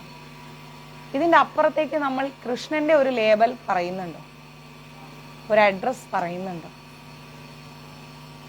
പറയുന്നില്ല. എന്തുകൊണ്ട് പറയുന്നില്ല? ഞാൻ കൃഷ്ണനിൽ നിന്ന് വേർപെട്ട ഒരു ജീവാത്മാവാണ് എന്ന് നമ്മൾ പറയുന്നില്ല, ചിന്തിക്കുന്നുമില്ല. എന്തുകൊണ്ട് അങ്ങനെയായി? നമ്മൾ കൃഷ്ണനിൽ നിന്ന് വേർപെട്ടതാണ് എന്നൊരു ബോധം നമുക്ക് വേണം, അല്ല? ആ ബോധം ഉണരുമ്പോഴാണ് നമുക്കൊരു എന്താ പറയാ, നമ്മൾ ആരാണെന്ന് നമ്മൾ തിരിച്ചറിയാം. ഇപ്പൊ നമ്മൾ മരിച്ചു കഴിഞ്ഞാൽ നമ്മുടെ മക്കൾ എന്താ പറയാ? ആദ്യത്തെ ദിവസം പറയാം എൻ്റെ അമ്മ പോയി, എനിക്ക് താങ്ങാൻ പറ്റുന്നു. അതേ ഒരു 25 വർഷം കഴിഞ്ഞാൽ അമ്മ മരിച്ച ആ സമയത്ത് ഒരു തുള്ളി കണ്ണുനീര് പോലും കണ്ണിൽ നിന്ന് വരുന്നില്ല. അത്രയേ ഉള്ളൂ ദിവ്യമായ ആ ബന്ധത്തിന്റെ ആഴം പോലും. പരിശുദ്ധമായ ആ ബന്ധത്തിന്റെ ആഴം പോലും അത്രയേ ഉള്ളൂ. എന്നാൽ ഭഗവാൻ എങ്ങനെയാണ്? അവൾ എന്റെയാണ്, അവൻ എന്റെയാണ്, അവൻ പോകുന്നത് എന്നിൽ നിന്നും വേർപെട്ടുകൊണ്ടാണ്. അപ്പൊ ഭഗവാൻ ഓർമ്മപ്പെടുത്തും ഓരോരോ പ്രശ്നങ്ങൾ ജീവിതത്തിൽ തന്നുകൊണ്ട്. പ്രശ്നങ്ങൾ വരുമ്പോൾ നമ്മൾ വേഗം ഭഗവാനെ അന്വേഷിക്കും, ഭഗവാനെ എന്ന് പറഞ്ഞ് അന്വേഷിക്കും, അല്ലെങ്കിൽ ഭഗവാനെ അന്വേഷിക്കില്ല. സുഖമായി ജീവിക്കുന്ന ഒരു വ്യക്തി ഈശ്വരനെ തേടില്ല, സുഖത്തിൽ മുഴുകി അങ്ങനെ ജീവിക്കും. ദുഃഖം വരുമ്പോഴോ, മനുഷ്യരെ കൊണ്ടെല്ലാം കൈവിടുന്ന ഒരു അവസ്ഥ വരുമ്പോൾ ഭഗവാനേന്നും പറഞ്ഞിരിക്കും, അല്ല? പക്ഷെ സദാ ഈശ്വരനെ തേടുന്ന ഒരു വ്യക്തി ഒരിക്കലും ദുഃഖത്തിന് അടിമപ്പെടില്ല. ആ വ്യക്തിക്ക് ശാന്തിയും സമാധാനവും ഉണ്ടാവും. കാരണം എന്താ? അവൻ മുറുകെ പിടിച്ചിരിക്കുന്നത് കൃഷ്ണനെയാണ്. പ്രശ്നം വരുമ്പോൾ മുറുകെ പിടിക്കാനുള്ള ഒരാളല്ല കൃഷ്ണൻ എന്ന് പറയുന്നത്. എപ്പോഴും മുറുകെ പിടിക്കാനുള്ള ഒരാളാണ്. നമ്മളെ മനസ്സിലാക്കുന്ന, നമ്മളുടെ വഴികളിൽ തെറ്റ് സംഭവിക്കുമ്പോൾ വേദനിക്കുന്ന, നമ്മളെ തിരിച്ചു കൊണ്ടുവരാൻ ആത്മാർത്ഥമായി നിൽക്കുന്ന ഒരാളാണ് കൃഷ്ണൻ. ആ കൃഷ്ണനെയാണ് നമ്മൾ മുറുകെ പിടിക്കേണ്ടത്. അല്ലാതെ നമ്മുടെ ആവശ്യങ്ങളും ആഗ്രഹങ്ങളും പറയാനുള്ള ഒരു ഉപാധിയല്ല കൃഷ്ണൻ എന്ന് പറയുന്നത്. അങ്ങനെ ഒരിക്കലും തെറ്റിദ്ധരിക്കരുത്. മനസ്സിലാവുന്നുണ്ട്? മക്കളൊക്കെ നല്ല രീതിയിൽ പഠിച്ച് നല്ല ജോലി നേടി നല്ല വിവാഹം കഴിച്ച് നല്ല വീട് വെച്ച് നമുക്കും നല്ല ബാങ്ക് ബാലൻസും നല്ല ആരോഗ്യവും ഉണ്ടെങ്കിൽ ആ വ്യക്തി കൃഷ്ണനെ തേടൂല.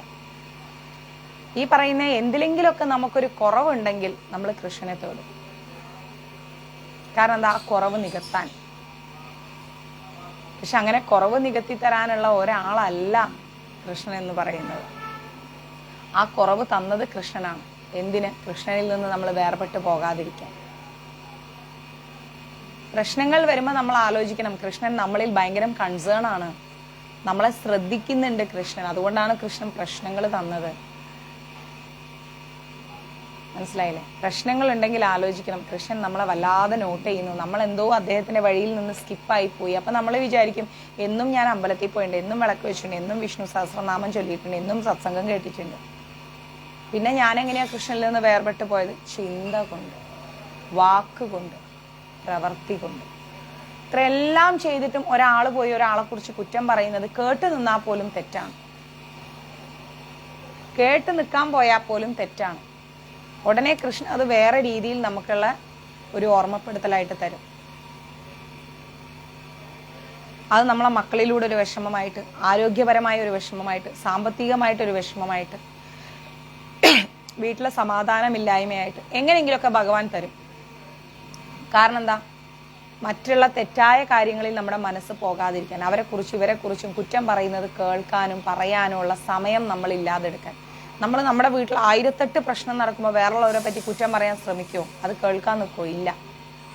നമ്മുടെ മൈൻഡ് അതിൽ നിന്ന് നമ്മൾ പുറത്തുകൊണ്ട്, ഇപ്പം എനിക്ക് സമയമില്ല, ഞാൻ വേറൊരു ടെൻഷനിലാണെന്ന് പറയും. അപ്പൊ കൃഷ്ണന് ഇഷ്ടമില്ല നമ്മൾ അങ്ങനത്തെ കാര്യങ്ങളൊന്നും ചെയ്യുന്നത്. അതുകൊണ്ടാണ് ഇവിടെ വേറെ പ്രശ്നങ്ങൾ തന്ന് നമ്മൾ ഇതിലേക്ക് ആക്കിയത്. മനസ്സിലാവുന്നുണ്ട്? അങ്ങനെ നമ്മുടെ മനസ്സിനെ ഭഗവാൻ മാറ്റിക്കൊണ്ടേയിരിക്കും, നമ്മൾ അറിയുന്നില്ല. 10ാമത്തെ ശ്ലോകത്തിൽ പറയുന്നു, ബ്രഹ്മണ്യധായ കർമാണി സംഗം ത്വക്താ കരോതിയ ലിപ്യതേന സാ പാപേന പത്മപത്രമിവാംസ. ആസക്തി കൂടാതെ ഫലത്തെ പരമപുരുഷന് സമർപ്പിച്ചുകൊണ്ട് തന്റെ കർത്തവ്യങ്ങൾ അനുഷ്ഠിക്കുന്ന ഒരാളെ താമരയിലയിൽ വെള്ളത്തിലെന്ന പോലെ ദുഷ്കർമ്മങ്ങൾ ബാധിക്കില്ല.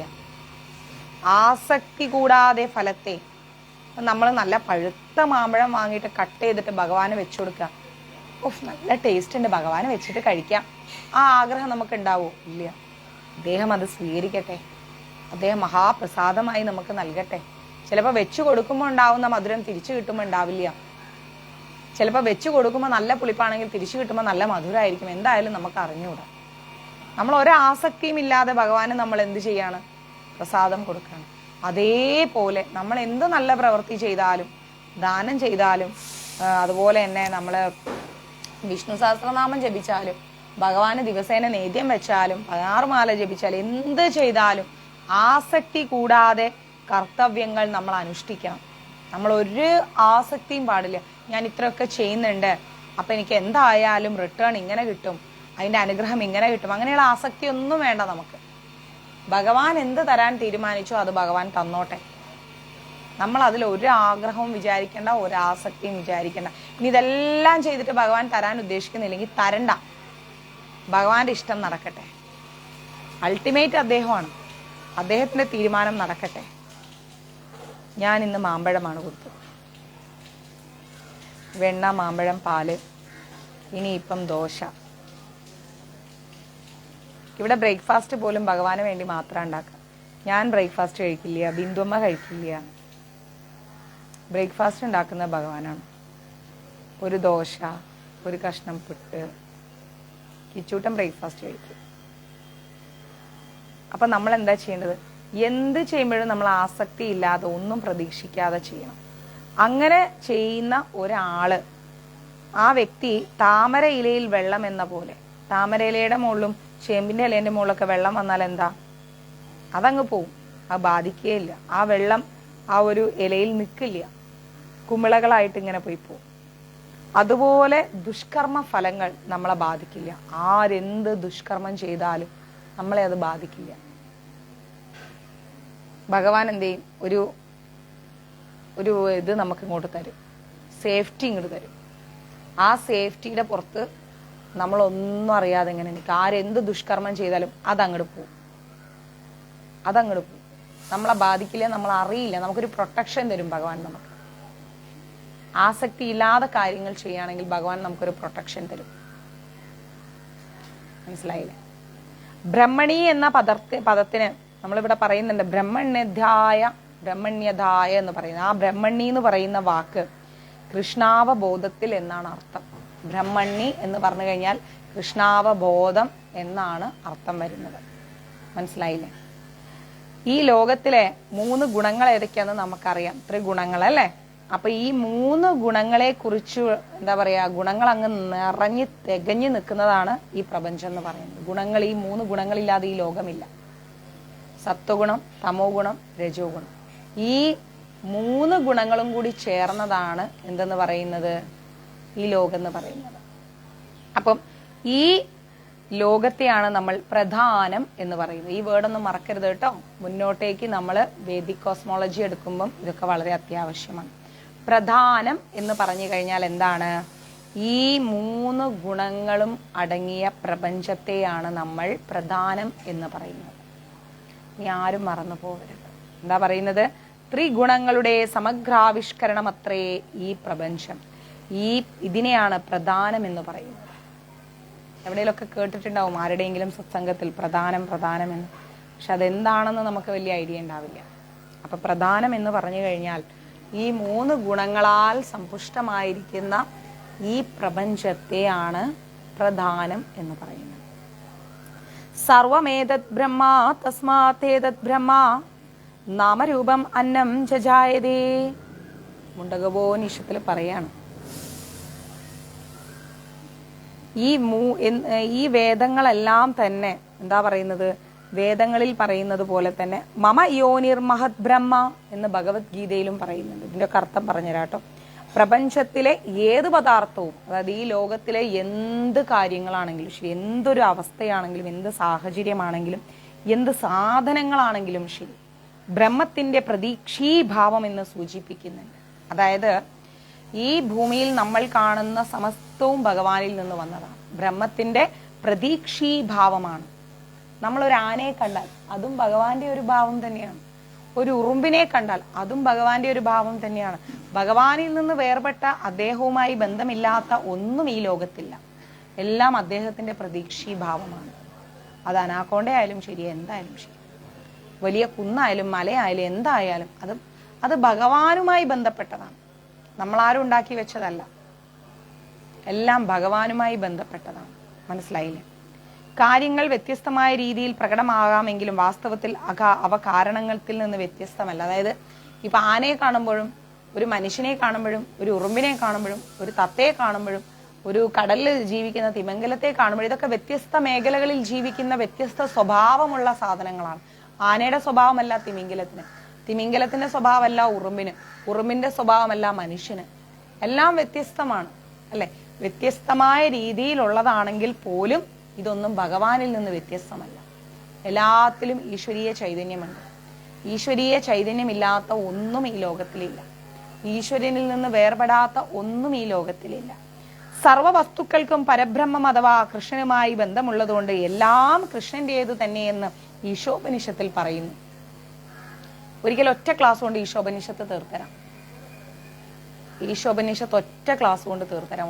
ഒരു ക്ലാസ് എന്നുള്ള ഒരു ആഗ്രഹത്തിന് പറയും, ചിലപ്പോൾ 2 ക്ലാസ്, പക്ഷെ ഒരു ദിവസം കൊണ്ട് തീർത്തരാം ഈശോപനിഷത്ത്. അത് നമുക്ക് ഒരു ദിവസം ഇരിക്കാം. അപ്പോ ഈശോപനിഷത്തിൽ എന്താ പറയുന്നത്? സർവ വസ്തുക്കളും, ഈ ലോകത്തിൽ നമ്മൾ കാണുന്ന സർവ വസ്തുക്കളും ഭഗവാനുമായി ബന്ധമുള്ളതാണ്. ഒരു കല്ല് കണ്ടു കഴിഞ്ഞാൽ ആ കല്ല് പോലും ഈശ്വരനുമായി ബന്ധമുള്ളതാണ്. മനസ്സിലായി? നമ്മൾ പറയും നമ്മൾ കല്ലിനെ ആരാധിക്കുന്നു, മണ്ണിനെ ആരാധിക്കുന്നു. എങ്ങനെ നമ്മൾ കല്ലിനെ മണ്ണിനെ ആരാധിക്കാൻ പഠിച്ചു? നമ്മൾ നാഗങ്ങളെ ആരാധിക്കുന്നു, എല്ലാത്തിനെയും നമ്മൾ ആരാധിക്കുന്നുണ്ട്. ഹൈന്ദവമായിരിക്കുന്ന ഹൈന്ദവ കുലത്തിൽ ജനിച്ച വ്യക്തികൾ എല്ലാത്തിനെയും ആരാധിക്കുന്നുണ്ട്. മത്സ്യം, ഭഗവാൻ അവതരിച്ചിട്ടില്ലേ മത്സ്യമായിട്ട്? ഭൂമി, അത് ആര് പൊക്കി ഉയർത്തി? ഭഗവാൻ തന്നെയല്ലേ? അതിനകത്ത് ഏറ്റവുള്ളതായിട്ട് വന്നിട്ടില്ലേ? ഇനി എന്തെല്ലാം രൂപങ്ങൾ ഭഗവാൻ എടുത്തിരിക്കുന്നു? എല്ലാ രൂപങ്ങളും ഭഗവാൻ എടുത്തിട്ടുണ്ട്. ഭഗവാനിൽ നിന്ന് വ്യത്യസ്തമായിരിക്കുന്ന ഒന്നുമില്ല. ആമയായിട്ട് വന്നിട്ടില്ലേ? ശിലയായി ഭഗവാൻ ഇരുന്നിട്ടില്ലേ? എല്ലാം ഭഗവാൻ തന്നെയാണ്. അതുകൊണ്ടാണ് നമ്മൾ ഹൈന്ദവർ എല്ലാം ആരാധിക്കുന്നത്. വ്യത്യസ്തമായ രീതിയിൽ വ്യത്യസ്തമായിട്ട് എല്ലാവരും എല്ലാത്തിനെയും ആരാധിക്കുന്നുണ്ട്. തത്ത ആരാണ്? കാക്ക ആരുടെ വാഹനമാണ്? എലി ആരുടെ വാഹനമാണ്? കാള ആരുടെ കൂടെയാണുള്ളത്? പശു. എന്തിനാ നമ്മൾ ആരാധിക്കാതെ വിടുന്നത്? ആന, ഐരാവതം, അങ്ങനെ സമസ്തവും ഭഗവാനുമായി ബന്ധമുള്ളതാണ്. പിന്നെ നമ്മൾ ആരാധിക്കുന്നതിൽ എന്താ തെറ്റ്? നമുക്ക് ആരാധിക്കാം. എല്ലാം ഭഗവാനുമായി ബന്ധമുള്ളതാണ്. ഒന്നും ഭഗവാനിൽ നിന്ന് വ്യത്യസ്തമായിട്ടില്ല. മനസ്സിലാവുന്നില്ലേ? കൃഷ്ണനാണ് എല്ലാത്തിൻ്റെയും ഉടമയെന്നും അതുകൊണ്ട് എല്ലാം ഭഗവത് സേവനത്തിനുള്ളതാണെന്നും അറിഞ്ഞവർക്ക് താൻ ചെയ്ത പുണ്യപാപങ്ങളുടെ ഫലങ്ങളുമായിട്ട് എന്തു ബന്ധമാണ്? നമുക്ക് എല്ലാം ഭഗവാനുമായി ബന്ധമുള്ളതാണ് എന്ന തിരിച്ചറിവ് വന്നു കഴിഞ്ഞാൽ പിന്നെ നമ്മൾ എന്ത് പുണ്യം ചെയ്താൽ എന്ത് തെറ്റ് ചെയ്താൽ എന്ത്? കാരണം തെറ്റിന് അവിടെ പ്രസക്തിയില്ല. എല്ലാം ഭഗവാനുമായി ബന്ധമുള്ളതാണെന്ന് മനസ്സിലായി കഴിഞ്ഞാൽ പിന്നെ തെറ്റ് ചെയ്യാൻ പോവില്ല. നമ്മൾ പുണ്യം ചെയ്തിട്ട് ഞാൻ പുണ്യം ചെയ്തേന്ന് പറഞ്ഞ് കൊട്ടി ഘോഷിക്കൂല്ല. നമ്മൾ നേരെ ഭഗവാനുമായി ബന്ധമുള്ളതാണെന്നുള്ള തിരിച്ചറിവിൽ അങ്ങ് ജീവിക്കും. ഹലോ റുജി, ക്ലാസ്സിലാണ്. ഫലങ്ങളുമായിട്ട് എന്ത് ബന്ധമെന്ന് നമ്മൾ സ്വയം ചിന്തിക്കും. മനസ്സിലായി? നമ്മൾ പുണ്യം ചെയ്തു. ഈ പുണ്യം ചെയ്യുന്നത് നമ്മളാണോ ചെയ്യുന്നത്? ഭഗവാൻ ചെയ്യാനൊരു അവസരം തരികയാണ്. ആ പുണ്യം അങ്ങ് ചെയ്യാം. അതിൽ നിന്ന് വ്യത്യസ്തമായിട്ട് നിൽക്കുക വേണ്ട. ചെയ്തെന്നും പറഞ്ഞ് അഹങ്കരിക്കും വേണ്ട. തന്റെ ശരീരം പോലും ഒരു പ്രത്യേക കാര്യനിർവഹണത്തിന് ഉതകാൻ വേണ്ടി ഭഗവാൻ സമ്മാനിച്ചതാണ് എന്ന് നല്ല കൃഷ്ണാവബോധമുള്ള വ്യക്തി മനസ്സിലാക്കണം. ശനിദേവന്റെ എന്താ മനസ്സിലാക്കേണ്ടത്? നമ്മുടെ ശരീരം പോലും പ്രത്യേകമായിട്ട് എന്തോ ഒരു കാര്യം ചെയ്യാൻ വേണ്ടിയിട്ടാണ് ഭഗവാൻ തന്നിരിക്കുന്നത്, ഭഗവാൻ സമ്മാനിച്ചിരിക്കുന്നത് ഈ ശരീരം നമുക്ക്. ഭഗവാന്റെ അടുത്ത് ഈ ആത്മാവ് ചെന്നപ്പം ഈ ആത്മാവിന് ഭഗവാൻ ഒരു ശരീരം കൊടുത്തിരിക്കുകയാണ്. നീ കഴിഞ്ഞ ജന്മത്തിൽ കുറച്ച് കാര്യങ്ങളൊക്കെ ചെയ്തു, പറയാൻ പാടില്ലാത്തൊക്കെ 1-2 പേരോട് സംസാരിച്ചു, അപ്പൊ അതൊക്കെ ഒന്ന് മാപ്പ് ചോദിച്ചിട്ട് പോരെ. ശരിയാണ്, അത് ചെയ്തു തീർത്തേക്ക്, വെറുതെ ഒരാളെ വിഷമിപ്പിക്കേണ്ട, പോയി മാപ്പ് ചോദിച്ചിട്ടിങ്ങ് പോരെ. അങ്ങനെ അങ്ങനെ അങ്ങനെ അങ്ങനെ ഭഗവാൻ നമുക്ക് ഓരോരോ അവസരം തന്നു വിട്ടതാണ് ഈ ശരീരവുമായിട്ട്. അങ്ങനെ ഈ ശരീരം കൊണ്ട് നമ്മൾ ഭൂമിയിൽ വന്ന് ഓരോരോ തെറ്റുകൾ ചെയ്തതിന് ഓരോരോ എന്താ പറയാ സൊല്യൂഷൻസ് കണ്ടെത്താൻ വേണ്ടിയിട്ട് അങ്ങനെ അങ്ങനെ അങ്ങനെ അങ്ങനെ സമ്മാനിച്ചതാണ് നമുക്ക് ഈ ശരീരം. അതാണ് കൃഷ്ണാവബോധത്തിൽ പറയുന്നത്. അതിനെ നമ്മൾ പോയിട്ട് ഞാൻ ഞാൻ ഞാൻ എന്ന ഭാവത്തിൽ അഹങ്കരിച്ച ഭഗവാൻ എന്താ ചിന്തിക്കാന്നറിയോ? ഷെടാ, ഇതിപ്പോ ഒരു ശരീരം കൊടുത്തത് വലിയ ആപത്തായല്ലോ. 10 തെറ്റ് ചെയ്തിട്ട് ആ 10 തീർക്കാൻ അവളെ വിട്ടപ്പോ അവൾ 20 ചെയ്ത് വന്നിരിക്കുന്നു. എന്നാ പിന്നെ അവിടെ ഇരിക്കട്ടെ, ആ 20 കൂടെ തീർത്തിട്ട് ഇങ്ങോട്ട് വാ. 20 തീർക്കാൻ വിട്ടപ്പോഴത്തേക്ക് 30 ചെയ്ത് വന്നിരിക്കുന്നു. എന്നാ നീ വീണ്ടും ജനിക്കും, 30 തീർത്തിട്ട് വാ, ഇപ്പൊ 40 ചെയ്തിരിക്കും. ഇതാണ് മനുഷ്യൻ ഇങ്ങനെ ചെയ്തുകൊണ്ടിരിക്കുന്നത്. അതേസമയം 10 തെറ്റ് നീ ചെയ്തു, ഭൂമിയിൽ പോയി ആ 10 തെറ്റ് തീർത്തിട്ട് വാന്ന് പറഞ്ഞാൽ 10 തെറ്റ് ചെയ്ത വ്യക്തി ഒരൊറ്റ ശരി കൊണ്ട് ആ 10 തെറ്റും സോൾവ് ചെയ്യണം. ആ 10 തെറ്റും അങ്ങോട്ടേക്ക് സോൾവ് ചെയ്യാൻ നമ്മൾ പഠിക്കണം. ഹലോ, നമസ്കാരം, ക്ലാസ്സിലാണേ, കുറച്ച് കഴിഞ്ഞിട്ട് വിളിക്കാം. ഒരു 1 hour കഴിഞ്ഞിട്ട് വിളിക്കൂ പ്രഭുജി, ക്ലാസ്സിലാണ്. എന്നാൽ അത് താമരയിലെ വെള്ളത്തിൽ കിടന്നാലും നനയാത്തതുപോലെ പാപമാലിന്യങ്ങൾ തീണ്ടാത്തതായി തന്നെ ഇരിക്കണം. നമ്മുടെ കുയില് രാവിലെ വന്നു പോയി, ഇനിയും വരും കുറച്ച് കഴിയുമ്പോൾ.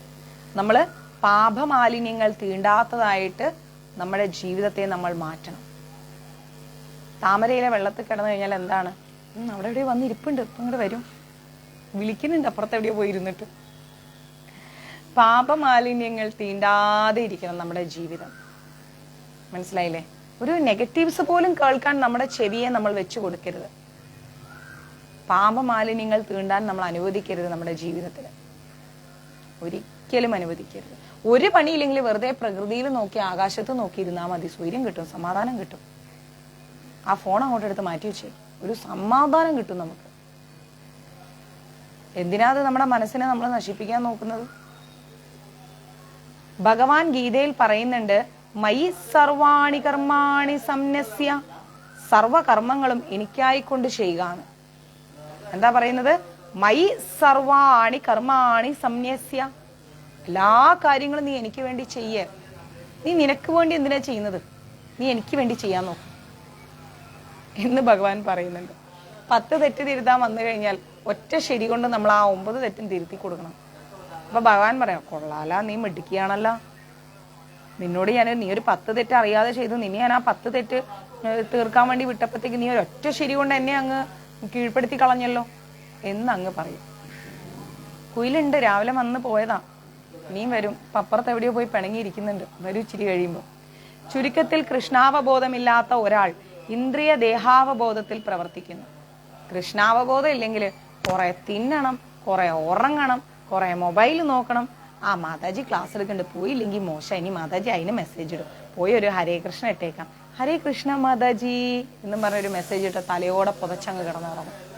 ഇല്ലെങ്കിൽ ഇടം മിണ്ടായിരിക്കില്ല ചെക്കാ, ആ മാതാജി പറയണ കേൾക്കട്ടെ, ഇടയ്ക്കിടയ്ക്ക് അതിൻ്റെ അകത്തൊരു ഹരേ കൃഷ്ണ ഇട്ട് കൊടുക്ക്, ഇല്ലെങ്കിൽ ഇനിയിപ്പം ഗുരുവായൂർ മഞ്ജരീസിൽ കയറ്റൂല എന്നും പറഞ്ഞ് പിള്ളേരോടും അത് പറഞ്ഞ്, ഇല്ലെങ്കിൽ ആ മൊബൈലും അവിടെ വെച്ചിട്ട് വേറെ എന്തെങ്കിലുമൊക്കെ ആലോചിച്ച്, അങ്ങനെയല്ലേ ഇങ്ങനെയല്ലേ, ഇതെന്താ കാണുന്നതെന്ന് ആരെയും ചോദിച്ചാൽ, അത് ഞങ്ങൾക്കൊരു ഗ്രൂപ്പ് ഉണ്ടേ ഗുരുവായൂർ മഞ്ജരീസ്, നല്ല ഗ്രൂപ്പൊക്കെയാ, ഞങ്ങൾ ഇങ്ങനെ കഥ കേൾക്കാം, ഇപ്പൊ കേട്ടില്ലെങ്കിൽ മോശം, ഇനിയിപ്പൊ നമ്മളിത് കണ്ടില്ല എന്നൊരു പരാതി വരും, അതിൻ്റെ അകത്തൊരു ഹരേ കൃഷ്ണ ഇട്ട് കൊടുക്കാം, അപ്പൊ അവരെയായിരിക്കും നമ്മൾ കാണുന്നത്. പക്ഷെ എനിക്കിവിടെ മുകളിൽ കൃത്യമായിട്ട് ഓരോരുത്തരുടെ DP-യും കാണാം, ആരൊക്കെ ഇതിൽ കണ്ടിന്യൂസ് ആയിട്ട് കണ്ടുകൊണ്ടിരിക്കുന്നു എന്നുള്ളത്, ആരൊക്കെ ഷെയർ ചെയ്യുന്നു എന്നുള്ളത്. കാരണം പേജ് എൻ്റെ കയ്യിലല്ലേ ഇരിക്കുന്നത്, അതറിയാൻ എല്ലാവരും മറന്നുപോയി, അതെല്ലാവരും മറന്നുപോയി. ഒരു ഇടയ്ക്ക് ഒരാള് എക്സിറ്റ് ആയാൽ, ലൈവിന്റെ ഇടയ്ക്ക് ആ വ്യക്തി പോയാലും എനിക്കറിയാൻ പറ്റും. കാണിച്ചെന്നാ നല്ലതല്ലേ, കാണിച്ചെന്നാ മനസ്സിലാവുമല്ലോ. വെയിറ്റ്,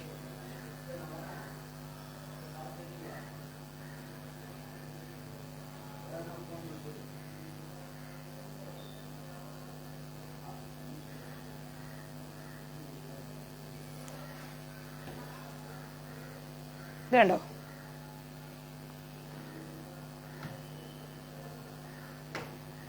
മേളിൽ ഇവിടെ ഇങ്ങനെ കാണുന്നുണ്ടോ? ഇത് ഓരോരുത്തരുടെയും DP ആണ്. അവരിങ്ങനെ പോകുമ്പം എനിക്കറിയാൻ പറ്റും ആരൊക്കെ പോകുന്നു. അതിങ്ങനെ റൊട്ടേഷൻ ആയിക്കൊണ്ടേയിരിക്കും. മനസ്സിലായില്ലേ? റൊട്ടേഷൻ ആയിക്കൊണ്ടേയിരിക്കും. ആരൊക്കെ പോകുന്നു, ആരൊക്കെ വരുന്നു. അപ്പോ നമുക്കറിയാൻ പറ്റും എന്താണ് ഏതാണ്. പലരും മറന്നുപോയി പേജ് എൻ്റെ കയ്യിലായിരിക്കുന്നത്. ഇതിൽ മാതാജിക്ക് എന്തൊക്കെയോ കാണാൻ പറ്റും. സാരല്ലേ സൈന ചേച്ചി, അതാണ് അതിൻ്റെ ശരി. മനസ്സിലായില്ലേ? അപ്പോൾ കാരണം ടെക്നോളജി ഒരുപാട് വലുതായി. അപ്പം നമുക്കാണെങ്കിൽ ഒരു മീഡിയ പാർട്ട്ണറും ഉണ്ട്. ഓരോ സെക്കൻഡ്സും നമ്മുടെ അഡ്മിൻസും മീഡിയ പാർട്ട്ണറും പേജ് വാച്ച് ചെയ്തുകൊണ്ടേയിരിക്കുകയാണ്. എവിടൊക്കെ ഏതൊക്കെ ഗ്രൂപ്പിൽ ആരൊക്കെ ഷെയർ ചെയ്തു. ഈ പല പേജിൻ്റെയും അഡ്മിൻസ് ആയിട്ടും നമുക്ക് കോണ്ടാക്റ്റ് ഉണ്ട്. അപ്പോൾ ആ അഡ്മിൻസ് ആ ഗ്രൂപ്പിൽ ആരൊക്കെയുണ്ട്, ഇപ്പം നമ്മുടെ മഞ്ജരീസിന്റെ വീഡിയോ അവിടെ ചെല്ലുമ്പോൾ ഇന്ന ആളാണ് മാതാജി ഷെയർ ചെയ്തോ, അത് ശരി, ഇന്ന പേജ്, ഇതാണ് അവരുടെ പേര്. അങ്ങനെ അങ്ങനെ അങ്ങനെ ഒരുപാട് കാര്യങ്ങൾ ഇതിലുണ്ട്. അല്ലാതെ മാതാജിയെ സന്തോഷിപ്പിക്കാൻ വരുന്നവരാവരുത് നിങ്ങൾ. അത് തെറ്റാണ്. ഇപ്പൊ ഈ കുയിലിനെ നമ്മൾ ആരെങ്കിലും വിളിച്ചു വരുത്തിയതാണോ? അല്ല, അത് ഗീത കേൾക്കാൻ വരുന്നതാണ്. ആ പുണ്യ ജന്മത്തെ കുറിച്ച് ആലോചിച്ച് നോക്കൂ. ഗീത കേൾക്കുമ്പോഴുള്ള ആനന്ദമാണ് അത് അതിന്റെ കുയിൽനാഥമായിട്ട് വിടുന്നത്. വിളക്ക് വെക്കുമ്പോഴേക്ക് അത് വരും. ദിവ്യമാതാജിക്ക് അറിയാം, വിളക്ക് വെക്കുമ്പോഴേക്ക് അത് വരും. സന്ധ്യക്ക് വിളക്ക് വെക്കുമ്പോഴേക്കും വരും. അങ്ങനെയാണ് ഭഗവാന്റെ പ്രസാദം ഇപ്പൊ ഇവിടെ കൊണ്ടുവെക്കാൻ തുടങ്ങി. കൊത്തിപ്പറിച്ച് ഓടും. കുറെ അണ്ണാന്മാര് വരും. അണ്ണാനുണ്ട് ഇവിടെ ഇഷ്ടം പോലെ. തത്തയുണ്ട്. മനസ്സിലായില്ലേ? അങ്ങനെ കുറെ കുറെ കുറേ ജീവാത്മാക്കള് അത് ഫീൽ ചെയ്യുന്നുണ്ട്. അവൻ പറയാൻ കഴിയാത്ത, അനുഭവിക്കാൻ കഴിയാത്ത കുറെ കുറേ പേര് ഭഗവാന്റെ കാര്യങ്ങൾ, ഭഗവാന്റെ പ്രസാദം ആ ജന്മങ്ങൾക്കെല്ലാം അറിയാം. പക്ഷെ അവർക്ക് കമ്മ്യൂണിക്കേറ്റ് ചെയ്യാൻ പറ്റുന്നില്ല. എന്നാലും അവർ ആനന്ദിക്കുന്നുണ്ട്. ആ ആനന്ദത്തിലൂടെ അവര് മോക്ഷം നേടുന്നുണ്ട്. മനസ്സിലായില്ലേ? പക്ഷെ എല്ലാം തിരിച്ചറിയാൻ കഴിവുള്ള നമ്മൾ എന്ത് ചെയ്തിട്ട്? ഒന്നും ചെയ്തിട്ടില്ല. എല്ലാ സൗകര്യവും തന്നിട്ട് ബോറടിച്ചിട്ട് വയ്യ. ഇതാണ് പ്രശ്നം. പിന്നെന്താ പറയുന്നത്? ചുരുക്കത്തിൽ പക്ഷെ കൃഷ്ണാവബോധവാനായ വ്യക്തി ശരീരം കൃഷ്ണന്റേതാകയാൽ കൃഷ്ണ സേവനത്തിനായി ഉപയോഗപ്പെടുത്തണമെന്ന അറിവോടെ പ്രവർത്തിക്കുന്നു. പക്ഷെ കൃഷ്ണാവബോധമുള്ള ഒരു വ്യക്തിക്ക് അറിയാം ഈ ശരീരം കൃഷ്ണന്റെയാണ്. അപ്പൊ ഇത് ഭഗവാന് വേണ്ടി വേണം ഉപയോഗിക്കാൻ. അല്ലാതെ ഞാൻ എനിക്ക് വേണ്ടി ഉപയോഗിച്ചിട്ട് പ്രത്യേകിച്ച് കാര്യമൊന്നുമില്ല, അതിന് റിട്ടേൺസ് ഒന്നും കിട്ടില്ല എന്നുള്ളത് കൃത്യമായിട്ടറിയാം. മനസ്സിലായില്ലേ? കൃത്യമായിട്ടറിയാം. അവര് കൃഷ്ണന്റെ കാര്യങ്ങൾക്ക് വേണ്ടി തന്നെ ഈ ശരീരം ഉപയോഗിക്കും.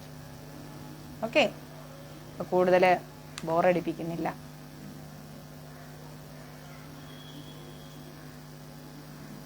ഇനി നമുക്ക് അടുത്ത ക്ലാസ്സിലെടുക്കാം 11ാമത്തെ ശ്ലോകം. ഓക്കെ, ഫ്രീ ആയിരിക്കുന്ന ദിവസം ഞാൻ ഉച്ചയ്ക്കൊക്കെ എടുത്ത് തരാം. അപ്പോൾ എടുത്തിട്ട് ക്ലാസ് കേട്ടിട്ട് അപ്പം കേൾക്കാൻ പറ്റിയില്ലെങ്കിൽ പിന്നെ കേട്ടാലും മതി. ഒരു വലിയ കാക്കയും ഉണ്ട്. വൈകുന്നേരം എടുക്കാം, 8:30 മണിക്ക് എടുക്കാം. നിർത്തുക, കുറച്ച് കഴിഞ്ഞിട്ട് വന്നെടുക്കാം. ഓക്കെ, ഇച്ചിരി കഴിഞ്ഞിട്ട് വീണ്ടും വരാം. ലൈവ് എന്നും പറഞ്ഞിട്ട് ഗ്രൂപ്പിലിടാം. ഇന്ന് അന്നദാനവും ഉണ്ട് നമുക്ക്. പിന്നെ 9:30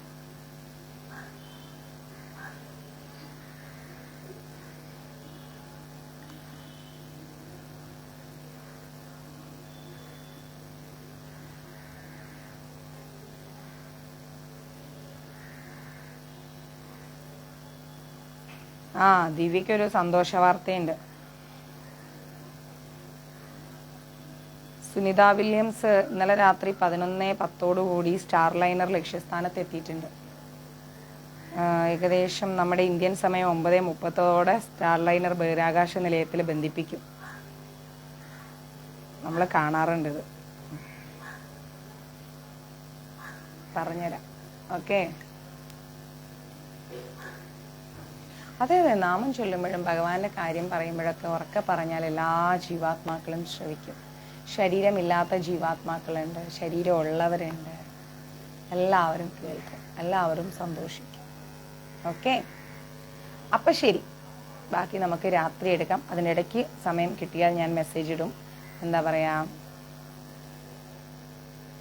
സൺഡേ എന്താ പ്രശ്നം എന്നറിയോ? കുട്ടികളുടെ ക്ലാസ് ഉണ്ട്, ഗുരുകുലം ക്ലാസ്. ഗുരുകുലം ക്ലാസ് എടുക്കാനുള്ളത് കൊണ്ട് സൺഡേസ് നമ്മൾ അവരെയും പഠിപ്പിക്കണമല്ലോ. അവരെ നമുക്ക് എന്താ പറയാ ഒഴിവാക്കാൻ പറ്റില്ലല്ലോ കുട്ടികളെ. അവർക്കും ക്ലാസ് എടുക്കണം. അതുകൊണ്ടാണ് സൺഡേസ് ഞാൻ ഒഴിവാക്കുന്നത്. അപ്പം സൺഡേസ് കുട്ടികൾക്ക് വേണ്ടിയിലാണ്. അപ്പം 2ഉം 3ഉം ബാച്ചസ് ആയിട്ട് വേണം കുട്ടികൾക്ക് ക്ലാസ് എടുക്കാൻ. എങ്കിലേ അവർക്ക് മനസ്സിലാവും. അവർക്ക് പെട്ടെന്നൊന്നും മനസ്സിലാവില്ല. അവരിങ്ങനെ ഡൗട്ട്സ് ചോദിച്ചുകൊണ്ടേയിരിക്കും. സൂം ക്ലാസ് അല്ലേ, അതുകൊണ്ടാണ്. ഓക്കെ, വന്നല്ലോ അളിയൻ. വരും, വരാതിരിക്കില്ല. അവൻ എന്നും വരും. ഇപ്പോൾ ഫാമിലിയോടെയാണ് വരുന്നത്. അപ്പം ശരി, ഹരേ കൃഷ്ണ, സർവം കൃഷ്ണാർപ്പണമസ്തു. പ്രഭുപാദ് കി ജയ്, ഗുരു മഹാരാജ് കി ജയ്, രാധാ പവനപുരേഷൻ കി ജയ്. എല്ലാ നന്മയും എല്ലാവർക്കും ഉണ്ടാവട്ടെ. ശാന്തിയും സമാധാനവും കൃഷ്ണാവബോധവും ഒക്കെ ഉണ്ടാവട്ടെ. ഹരേ കൃഷ്ണ.